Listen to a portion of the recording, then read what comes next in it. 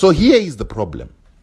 Many Zimbabweans think that Zimbabwe is not able to produce food now because of the drought and because farms were taken from white farmers and given to black farmers.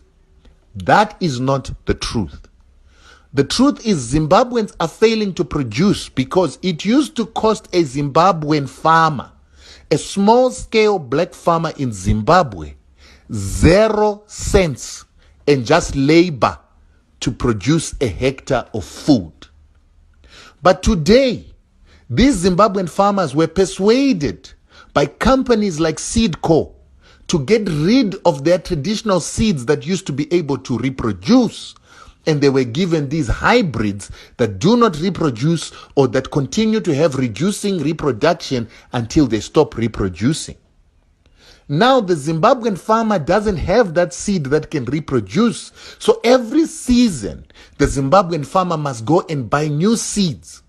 And these hybrids do not just grow, but they need fertilizers and chemicals to make them grow. So the Zimbabwean farmer must buy new seeds every season, fertilizer and pesticides to protect these hybrids. So now to produce a hectare in a village costs a farmer nothing less than $250 to buy the seeds together with the fertilizer for him to grow the food. This is a problem that is causing Zimbabwe to lose its food self-sufficiency.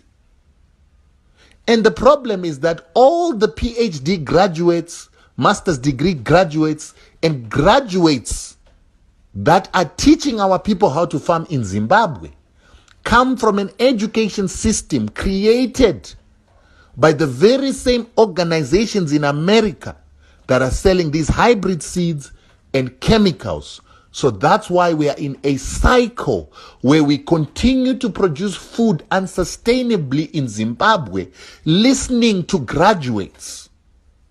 Right now, the permanent secretary of agriculture in Zimbabwe, I think his name is John Basera, came from this company called Seedco that is owned by Lima Grain of France, while Lima Grain of France is owned by Monsanto, the American company that is the biggest producer of GMOs and chemicals that are used in farming. These very same organizations work with an institution in which Strive Masiwa was the chairman, that is called AGRA, that belongs to the Rockefeller Foundation, together with Bill and Melinda Gates Foundation, to control food in the world and to ensure that Africa comes into food colonialism.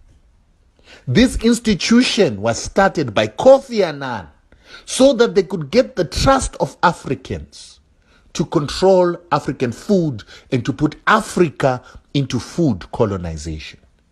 The main reason I speak against Strive Masiwa is because he is bringing food colonialism to Africa through these GMOs, hybrids, and all this that they call agricultural technology of chemicals that destroys our soils and destroys Africa's ability to reproduce food.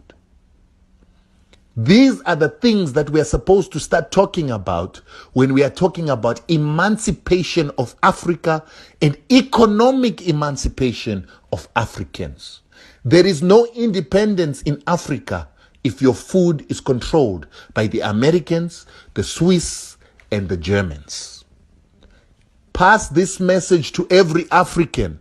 Make them understand that it is important to maintain traditional seeds. It is important to eat only food that has got seeds so that you have the ability to reproduce your food. There is no other bigger message about